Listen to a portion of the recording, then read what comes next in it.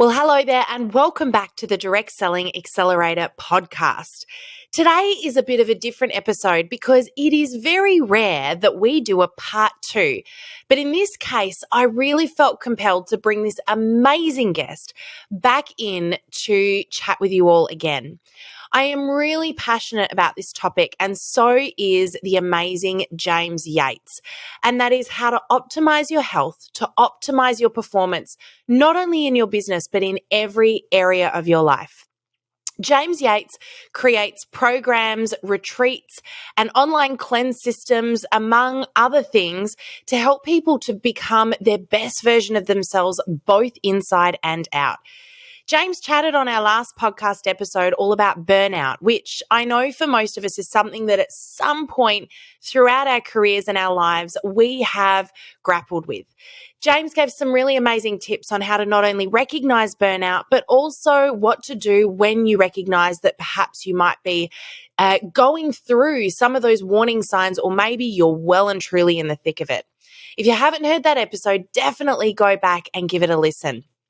But off the back of that episode, I had this nagging feeling that I really wanted to bring him back to talk a little bit more about being proactive rather than reactive. One of the things that James and I have been able to talk about a lot in our chats one-on-one has been about the routines that we form throughout our days and our weeks in our business, but in our everyday life. This includes from the very moment that you get out of bed in the morning. And I had the question for James, which was, is there a right way to start your day? To which, of course, he said, absolutely. So, without any further ado, I've pulled James in to talk a little bit more about those routines, habits that we have in our everyday life to help optimize not only our health, but the mental space that we're in, take care of ourselves, and most importantly, get off on the right foot to be the best version of us for our business, our family, our friends, and us. So I know you're going to love this episode. He again drops a ton of golden nuggets, so get your pen and paper ready. And I am so excited to introduce again the amazing James Yates from Reignite.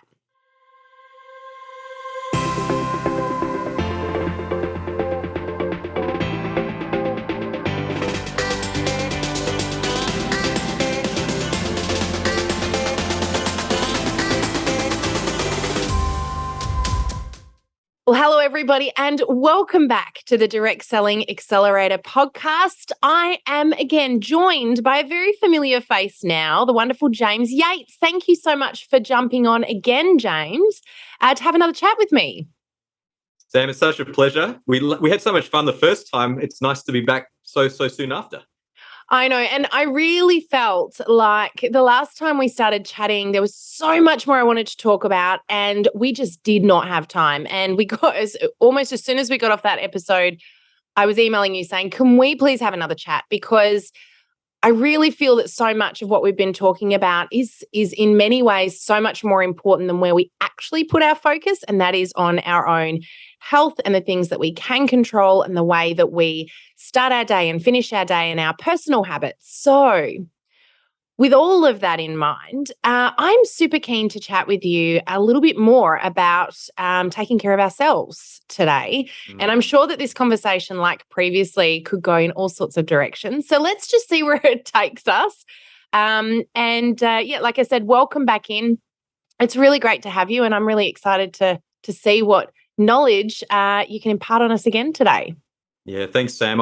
What I get really excited about with today is the fact that, all of our listeners here, everyone wants to gain success. Everyone wants to be the best version of themselves. And I feel like this conversation is just going to give us a few extra tools, to see this multi-dimensional approach to success rather than it being quite linear. So when I say linear, often we're focused on just the one thing. And we did cover this in our last podcast, but by being open-minded to, becoming better in all areas of life, it gives us a better chance of living a more happy, fulfilled life, and also gaining that success in whatever our vision is as well.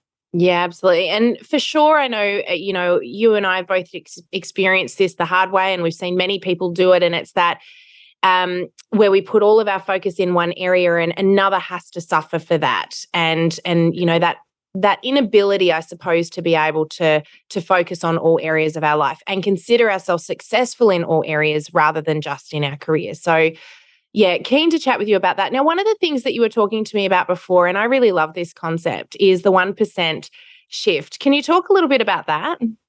Yeah, absolutely. So I think what happens is we overwhelm ourselves often when we're looking to make change in our lives. We're often quite curious to become better, and we're asking ourselves often the right questions. But when it comes to acting on the first step or the next step, sometimes it feels a little bit blurry or a bit overwhelmed. I'm sure you can relate. I know in everything that I've done, sometimes you're so clear on where you want to be, but that first step feels so far away that it's almost like it puts us into this cycle of procrastination sometimes. Yeah. Right? And so, what do we do to get better? Well, I've really identified over the years that while some people can go cold turkey and change things quite quickly, they can get rid of something that's not serving them in an instant. Imagine someone that's wanting to maybe quit smoking, or, sometimes you do see the success from that. The majority of us find changing our subconscious programming all at once very confusing. Yeah. And we're overriding belief systems and habits that have been, on autopilot sometimes, since we were born, right? And so for me, the concept of being able to make a positive change comes down to really focusing on one key part at a time, the 1%er, and really celebrating the wins. So I work with a 5-step model, which is called the 5 A's. And so the first A for us to be able to change anything is awareness. So we've got to become aware of something in order to be able to shift or change it. That's the obvious one. We're kind of all aware that maybe we need to exercise more, or we need to take more action when it comes to contacting people for our business and all these different things. The next piece is acknowledgement. So when we look at acknowledgement, it's about, okay, so we know that we need to make a change, but do we acknowledge either how far we've come already based on, that old habit that we're really bashing ourselves about? Do we actually acknowledge that it got us to where we are right now? Or perhaps we acknowledge that maybe it doesn't serve us anymore. Maybe we're at the point, there's that line in the sand moment where it's like, right, it's got me to this point, but now I need to become better. I need to be better in a new area. The third A is acceptance. So if I summarize those first two, I think all human beings are pretty good at those first two, right? Yep. We're aware of stuff, not all at the same time aware of the same things, but we're aware of things that don't serve us. We're aware of things that we want to accomplish, and we acknowledge that wherever we are right now is as a result of certain decisions that we've made up to this point. But the third piece, acceptance, is where a lot of people struggle to go to that next level. Yeah. Because we might know that smoking is not necessarily good for us. We might acknowledge that it's time to change. But do we truly accept at a cellular level in our being that now is the time, right now? Like, we're going to actually do something about it right now.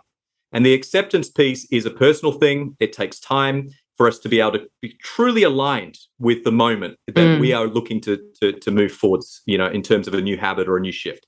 Yeah. The next two A's beyond that, that's action and accountability. So once you've got the awareness, the acknowledgement, and the acceptance, then it's just putting an action plan in place and then finding some way of holding yourself accountable to what you said you're going to do, right? Yeah. So they're the 5 A's. But when we talk about the 1%er, that comes down to that first step beyond the awareness, the acknowledgement, and the acceptance. What do we actually then do? So what I love to do is I love to do what I call the swap out. So we might write a list, and this is a great awareness exercise as well. Write down 5 or 10 things that are not serving you in your life right now. Yep. Right. Now, how do you judge that? How do you even know where to start? Have a look at every component where you spend the most time and ask yourself a simple question. Is it elevating my energy or is it depleting me? Yeah. Right? And that's just a nice little filter, right? And I think we discussed this on the last podcast. It's just a simple filter. And then what we do with that is we say, okay, now that we know that something might be depleting me, so let's say it's how I start my day. I'm feeling sluggish. I'm feeling like when I wake up, I'm like, I've got to get to all those emails, but I don't even have the energy or the motivation to do so. Or it might not be that. It might be, oh my gosh, I'm finding myself in reaction mode to everything, maybe even with my family or with my partner or even my business. Maybe there's something that's just not congruent to who we are right now. So we say, okay, it's time for change. Awareness, acknowledgement, acceptance. And then once we identify what those key things are, what could we swap it with? What's something we could swap it with, right? That does give us energy. So it's like we've kept the theme going of the smoker. So anyone listening that's a smoker here, hey, got lots of respect to you right now. Yeah. And again, this is not picking on anyone, but I'm just saying at that time, because we can visualize this, if we say, okay, so I'm doing that right now and I need to change it. Or maybe it's time to shift something in terms of my health and well-being completely, right? What do I swap that with right now? And that's the 1%er. Yeah. That's the little shift that we can change immediately. So that could be you replace it with something that gives us a boost of dopamine. When we're addicted to something, it's normally because it gives us a sense of anticipation and reward. Yeah. Right? Sam, if you anticipate you're going to make the bed and you make the bed, you get a rush of dopamine. You feel good. Yeah. Right? It's as simple as that, right? So what could you swap if you're already anticipating you're going to do something and you actually do it and you celebrate that, and now you've got this rush of dopamine? What could you swap that with that gives you a positive outcome rather than sometimes a negative outcome? That's the 1%er. Looking for these little micro moments in your day, but using awareness to be able to utilize that effectively.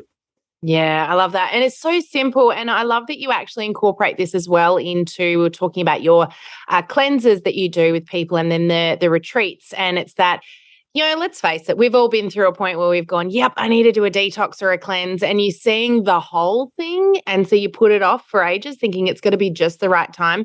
I'm going to throw a secret out there. I know I'm not the only person that does this, but there are times that I actually work cleanses and detoxes around things happening in my life. It's like, I can't do it then because there's a birthday or there's a barbecue coming up or because you're thinking about all of the things you've got to do. But I love that concept. And I'm just tying this back to one thing here. But I love the concept of looking at just the one thing that you can do to move closer to your end goal. And, just as you were speaking about smoking there, it's sort of, that aha moment. And I'm certainly not a smoker, but, it's a really good example of that being the outcome you're looking for in the end. But what are all of the steps that go, between where you are and getting there, instead of looking at the whole outcome and one big picture, what's just the one little thing along the way.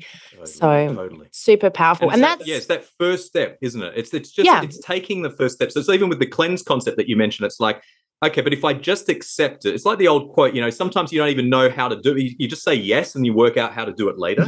Yeah. And again, that's acceptance. So you've acknowledged, you're aware you need to do a cleanse, you've acknowledged it, but you've not accepted that you're going to have to do it at a time that you may not necessarily want to do it. Yeah. All right. So let's move on. Now, I'm really keen to talk about, and this was sort of the topic of this podcast episode was, is there a right way, James, to start your day? Let's face it. Is there a right way to start your day?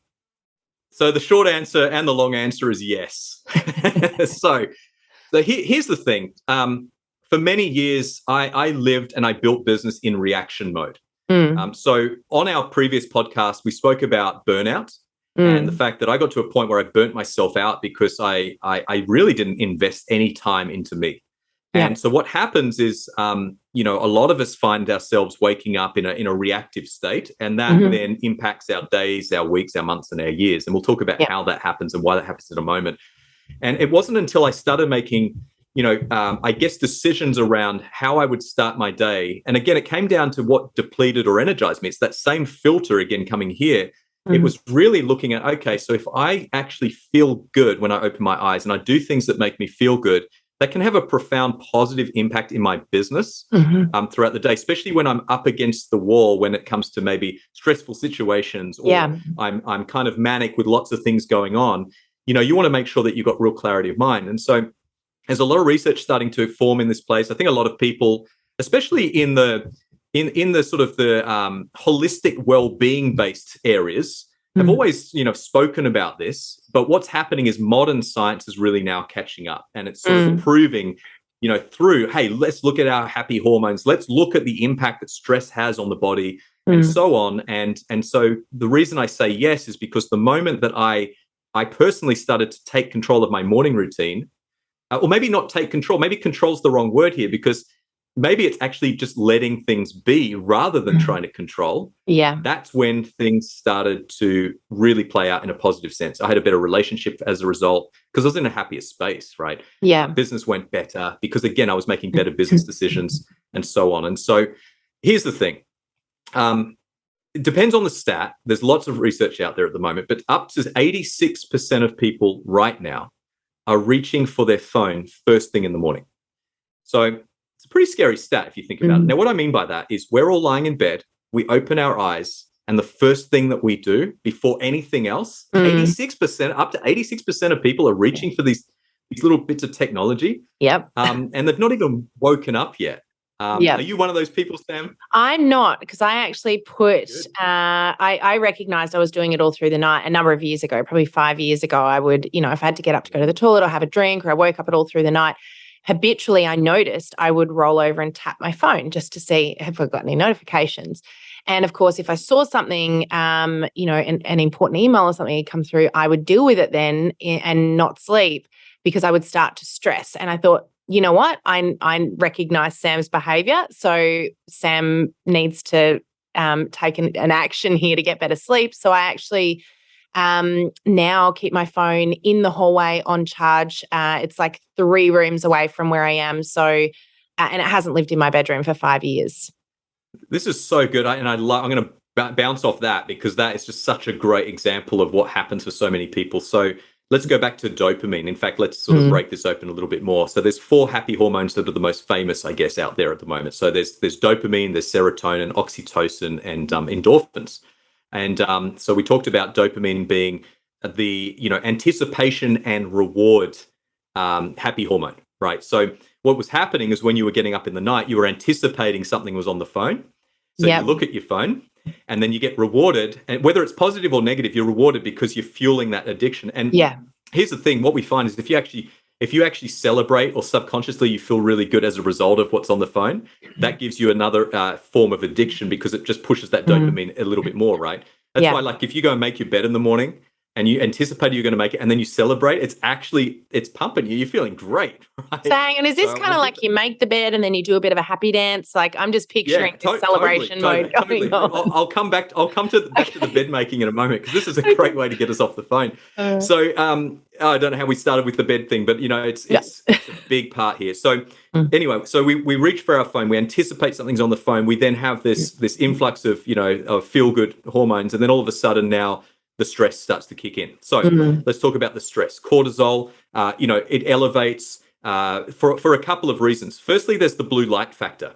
So, when we've got the artificial light in our eyes, and especially at times where our body's still trying to adapt to naturally waking up, it puts a huge amount of stress on the body, right? And so when cortisol's elevated for even a few seconds to a few minutes, the frontal part of the brain is not as effectively being used because the energy is actually trying to get you out of a fight or flight scenario. Yeah, okay. So imagine, back in the day, the saber-toothed tiger was running down the street and, you see it and you go, oh my gosh, you run. So that's where the fight or flight response kicks in. And when people are under stress, it's generally a response of fight, flight, freeze, or fawn. So fight, you want to fight what's going on. You kind of, you're almost going against what's happening there in some regard. Flight, you're out of there. You're out at that moment.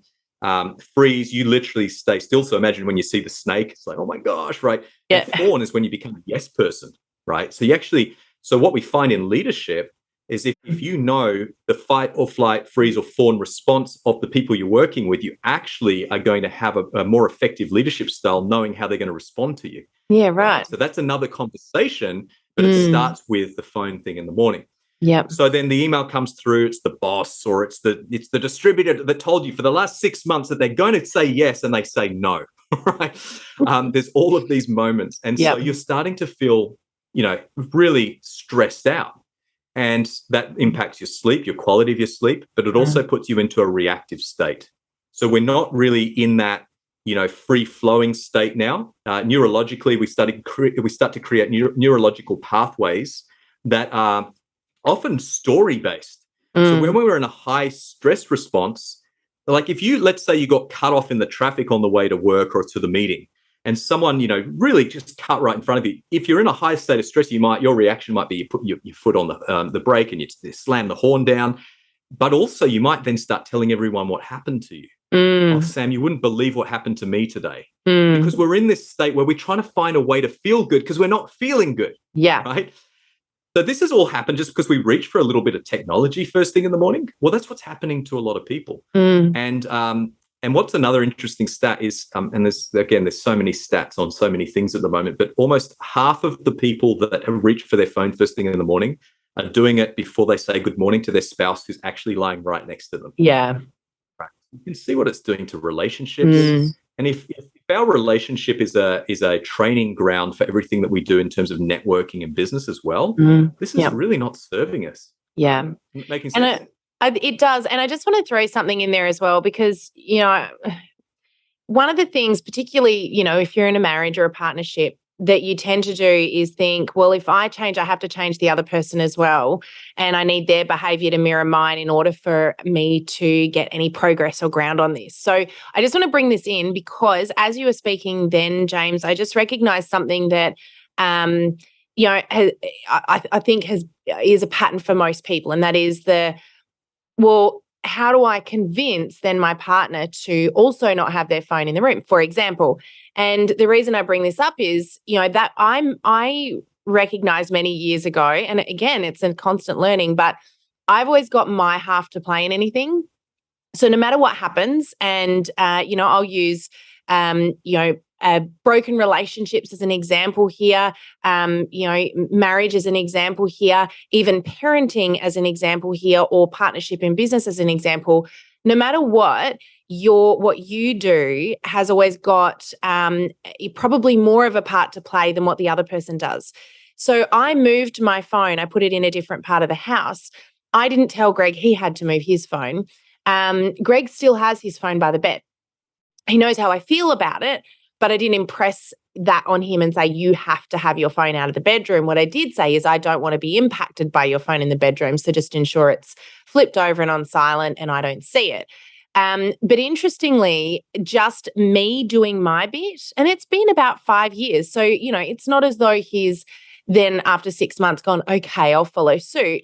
But just my side of it has made a huge impact on our relationship, our sleep, our bedtime routine, our morning routine, just my side of it. So I just wanted to point that out because I know some people might go, well, I'm not going to do it until I can convince them to do it too, because it doesn't matter. It does matter. That's such a big point. It's such a big point. And yeah, that's exactly it. It's being the change that we want to see, right? And I know these quotes are like quite cliche, but it really is. It's about us going first. It's about us looking at how can we make the world a better place for ourselves, and ultimately then that impacts everyone else as well. And let's go back to the 5 A's again. Awareness starts, right at the start there, with then into the acknowledgement, the acceptance, action, and accountability. You might find at some stage Greg goes, oh my gosh, now's the time. As an example, right? But right now it might be working really well dynamically as it is. And so everyone's going to make a shift or a change when they're ready to make the shift or the change. The only way that we can make people ready faster is if we nicely draw awareness to it. But it's not up to us to make the change for someone else or make them make the change as well. So I love that conversation. So it's really about going first, leading by example and seeing how you feel. Yeah. And if that feels great, then everyone's going to have a benefit as a result. Yeah. So I guess we then, we know that this thing is not necessarily great for our health. There's a lot of things, pointing to, blue light of an evening as well. Reaching for the phone in the morning's one thing, but what are you doing before you go to bed? That can impact your quality of your sleep, your circadian rhythms and things like that as well. But there's a recommendation for time, right? Before you go to bed, an amount of time that you should go without blue light. Yeah. It's generally 1 to 2 hours, depending on the study. But yeah, we go on a 2-hour time frame. Yeah. And also we go tech free in the morning for a period of time as well. But let me walk you through maybe a little bit about what we can do rather than all the issues that we're facing at the moment with this. Because I know that a lot of our audience today are again looking to get that extra level of success and wanting to perform at that next level. And so if you want to perform at the next level, high performance isn't a thing that we go after. It becomes a way of life. So it's like what we eat, how we drink, everything in terms of the connection piece, our relationships. But then obviously the morning routine becomes a big part of that as well. So I've done a lot of work in Africa over the years, and I ran a big training for a company a few years ago, and we spent a fair bit of time on the morning routine. And after the whole weekend together, I surveyed everyone and I said, what was the number one thing you got out of this whole weekend that's helping you? And then we surveyed them again in a year, and they've all said what I'm about to share right now. So okay, listen carefully. Right, I've got my pen. I'm good. You got your pen? I hope all our listeners have their pens. Yeah. Yeah, absolutely. Look, this is so super simple. But if we look at the 4 happy hormones, how do we stimulate those in the morning organically without feeling like we're forcing ourselves to do things that are against our natural way of being? So let's look at number 1, moving. So by simply moving for 20 minutes in the morning, it could be a lot more. Some people love the gym workout and all of that, but just 20 minutes of light to moderate exercise, could be a nice walk, could be a fast little walk or into a slow jog. What we generally find is that's also stimulating dopamine and endorphins. So we feel good. And when we're moving, we've obviously got the oxygen running through the lungs and the veins, and we feel great. It gets a lot of oxygen to the brain. We start to create, that's when we have the greatest ideas. I find, I don't know about you, Sam, but I find like if I'm moving, that's where everything that we've done in business has really come, and landed. Right? Oh, there's 2 times that I get all of my best ideas, and they're both really inconvenient because it's hard to write them down. And that is while I run and while I shower. Yes. Amazing. And I'll often end up having to stop a run, sit down, and really quickly leave an audio note for myself. And it's amazing. So powerful, so powerful. So when you talk about what's the greatest way, or is there a way to start your day, I generally find if you can get moving first thing in the morning, so not reaching for your phone now. So we're going to park that one for the next 2 hours. And the first thing we're going to do is we're going to look at moving for just 20 minutes. And again, you can expand on this if you're already doing something more than that, great. But this is not about us. It's about how can we actually duplicate this with our teams? How can we help the 10 people that we're working with, or the 1,000 people, or the 10,000 people that we're working with, all start their day as a high performer? Because imagine what the productivity is going to be like if people aren't in reaction mode anymore and they're in that proactive state. The second piece is to breathe. Now, there is so much research to show that we need to breathe, right? We know that we need to breathe. But when I talk about breathing, I'm not talking that shallow breathing that we've been kind of conditioning ourselves to do over the last few years. I'm talking about making sure that we take some really big moments to be mindful of how we actually breathe and get that oxygen through the lungs. There are different ways and different techniques that have been used for thousands of years to optimize our breathing technique. But I often start by just saying, hey, listen, when was the last time you took 10 minutes to be still? Right? Focus on some form of mindfulness practice. Could be meditation. It could be some form of, circular breath work. Might be a little bit of rebirthing light, conscious connected breath. When you look at a baby and they're kind of breathing really beautifully and organically, it's like through the nose, out through the nose, and there's no gap at the top or the bottom. It's like this loop breathing. Well, this conscious connected breath is really ideally how we should be breathing. But because of the stresses that we've put ourselves under, we often hold our breath. So there's some great research, just even on mindfulness-based practices such as meditation. Those people that are meditating for 10 minutes a day for 8 weeks can actually shrink the amygdala in the brain. And the amygdala is like your stress control center that regulates stress. And so the greatest way I describe this is, imagine you're looking at a snake, right? It's, right at your feet.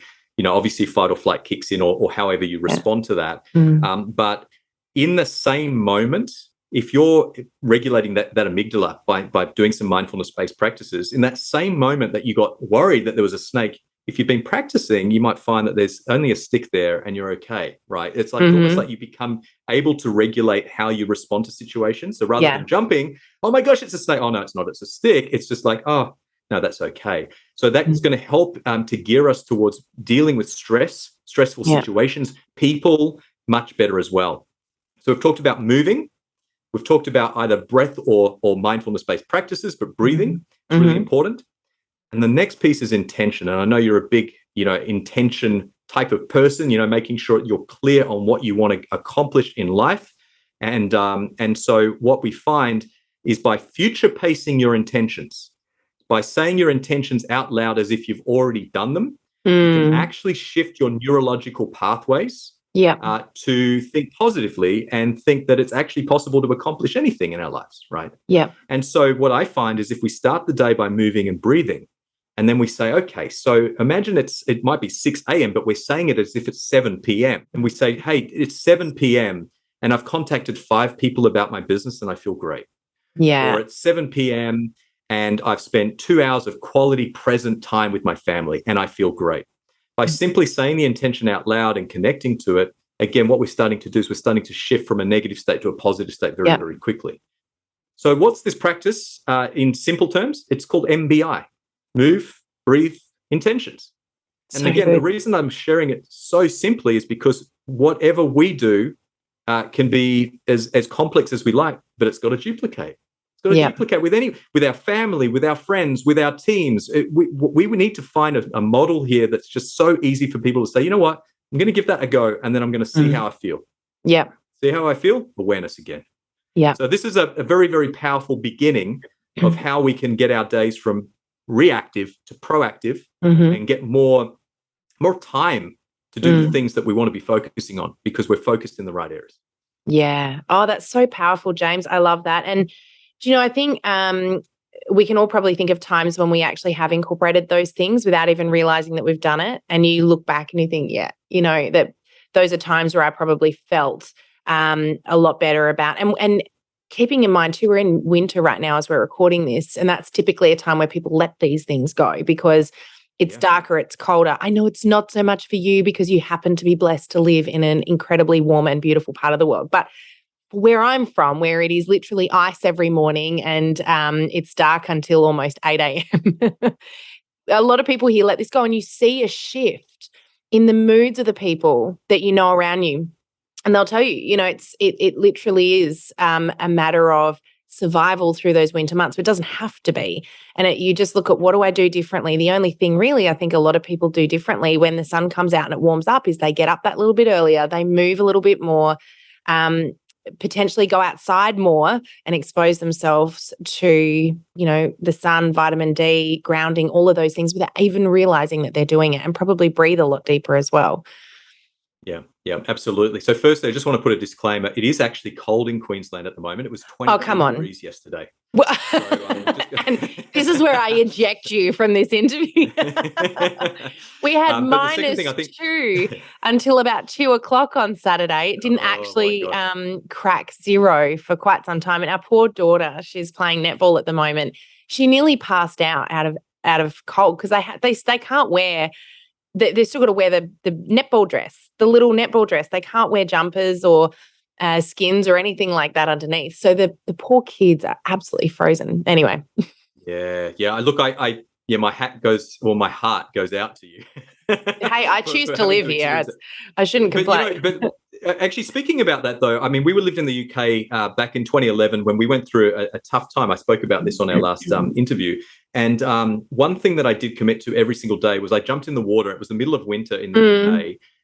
And we were down the bottom part, you know, where you know, it was ice cold. And but I still jumped in the water every single day. And obviously, there's a lot of research to show the benefits of, you know, ice baths and these kind of things now as well. So there's a lot that you can do as benefit in those moments, but it's also going back to your conscious connected breath. So using your breath as a way to be able to deal with the stress of the environment as well.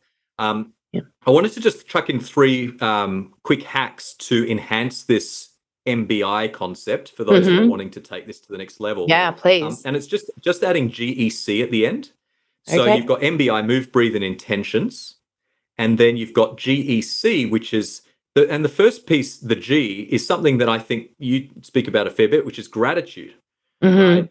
Now, G for gratitude is remembering the concept that you can get what you want when you're grateful for what you have. Yeah. And so we have a little routine that we find works really well. Now, gratitude, by just practicing gratitude, you can actually elevate serotonin, so another happy hormone.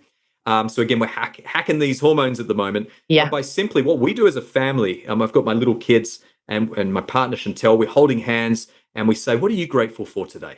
And my little guy might go, you know, broccoli or whatever it is, right? Oh, really? Oh, really? Yeah, totally.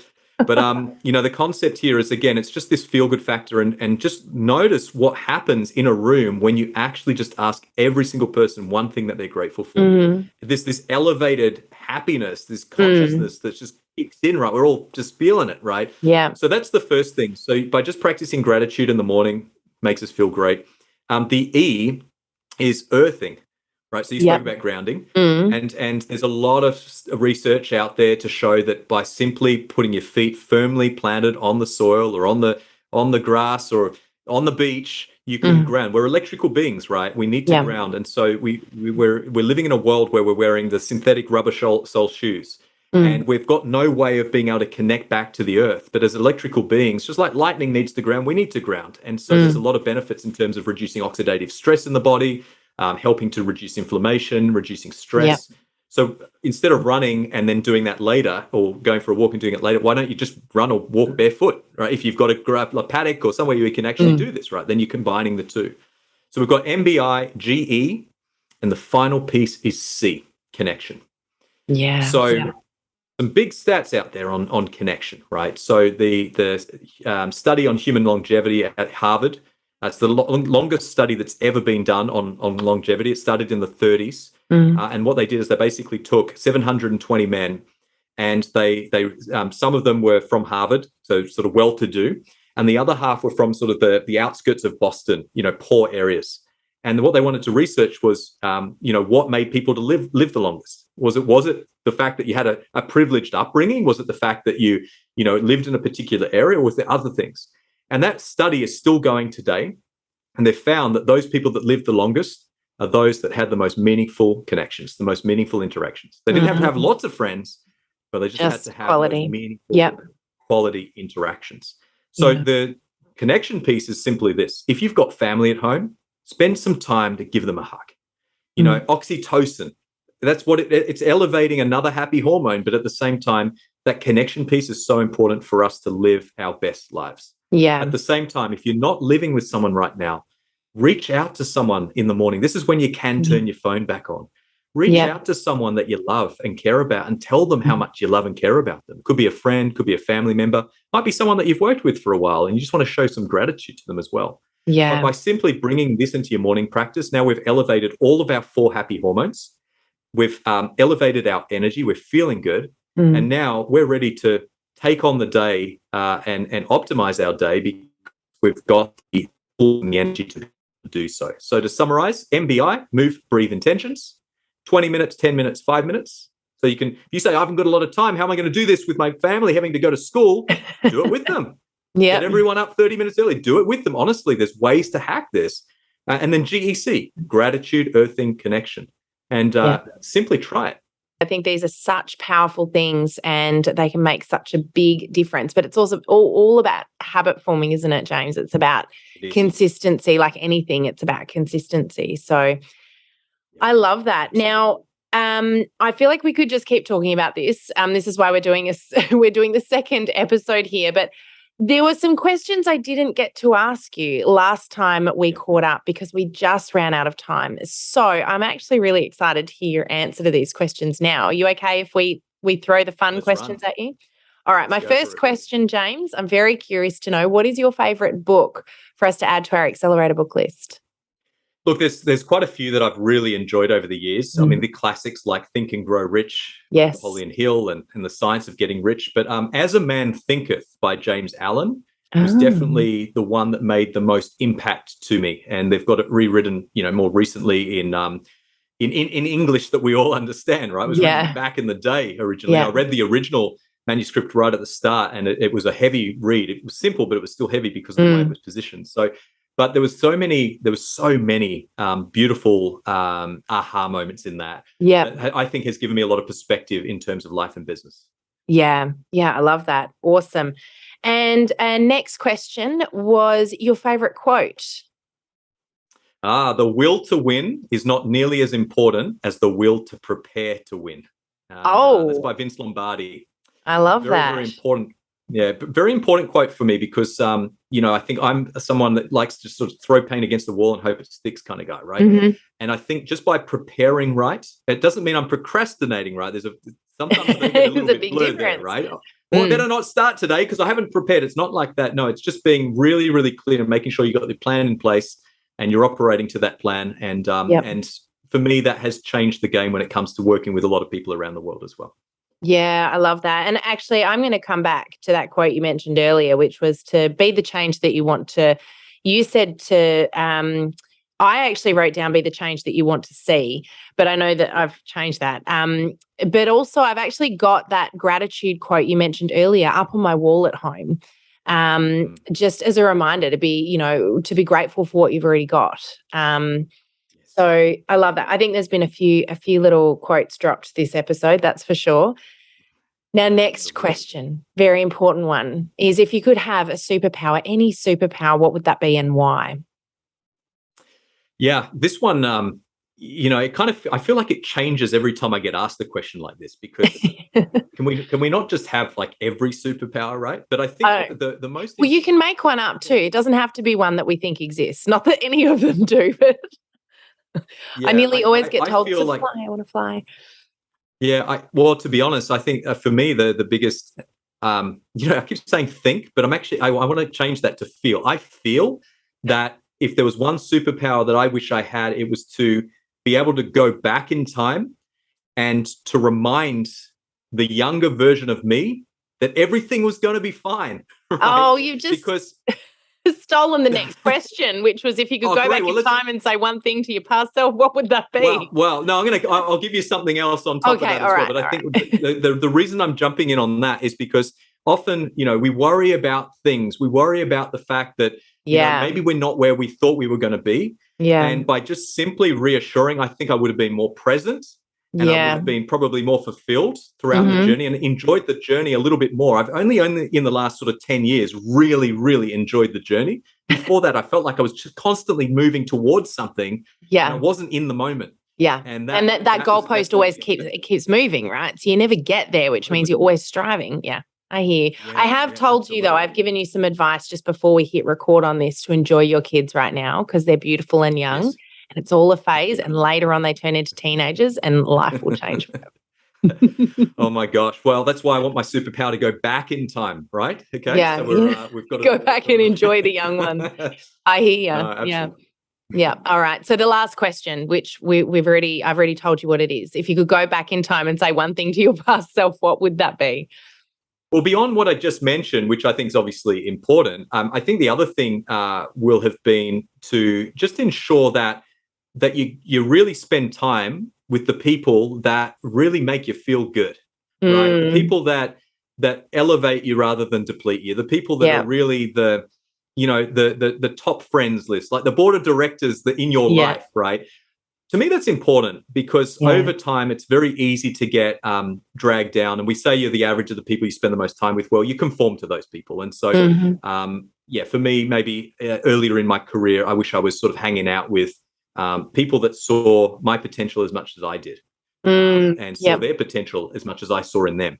I think that's probably a really important piece as a young guy going into the business world that would have probably served me quite well. Yeah. So powerful. And James, look, I really love your, I guess, how you've taken your experience and knowledge and popped them both together, and you're using this opportunity to help grow other amazing entrepreneurs out there. Because I think, one of the things that we chatted about earlier is that there's just so much more awareness now than what there was around how our health and taking care of ourselves actually impacts everything.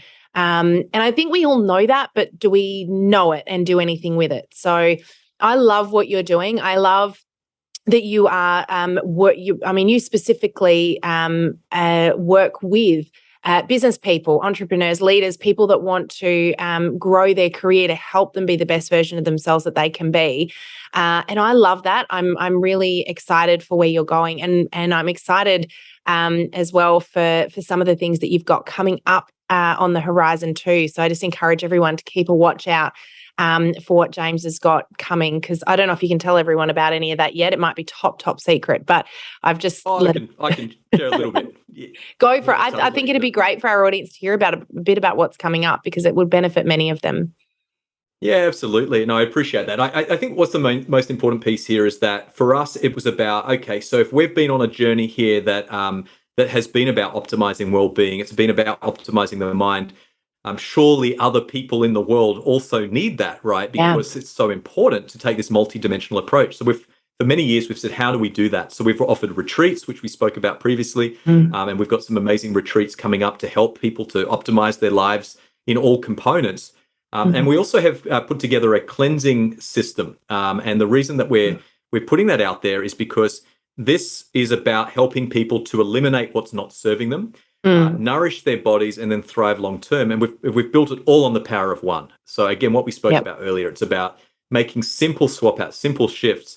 And this is designed for the busy entrepreneur, for the networker, for the direct seller, for the person that wants to go to that next level, because ultimately, if you take care of yourself, everything else flows from there. So yeah, we're really excited about that, and looking forward to rolling that later on in this month, August.